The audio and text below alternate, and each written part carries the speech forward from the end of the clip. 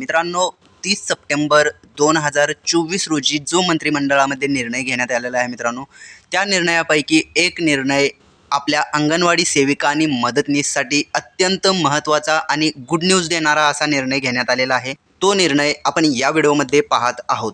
तर तो निर्णय पाहत असताना तुम्ही इथे पाहून घेऊ शकताय, मंत्रिमंडळ निर्णय नवरात्रोत्सवाच्या पार्श्वभूमीवर अंगणवाडी ताईंना भेट असं हेडिंग आहे। तुम्ही इथे खाली पाहू शकताय। थोडंसं वरती येऊयात आपण। वरती आल्याच्या नंतर तुम्ही इथे पाहू शकताय, अंगणवाडी सेविका व मदतनीस यांच्या मानधनात 50% वाढ करण्याचा निर्णय या मंत्रिमंडळामध्ये घेण्यात आलेला आहे। तर अंगणवाडी सेविकांच्या मानधनात 5,000 रुपये तर मदतनीस यांच्या मानधनात 3,000 रुपयांचा वाढ करण्याचा निर्णय हा मंत्रिमंडळामध्ये घेण्यात आलेला आहे। तर मित्रांनो, ही एक अपडेट होती जे की आपण या व्हिडिओमध्ये पाहिलेली आहे।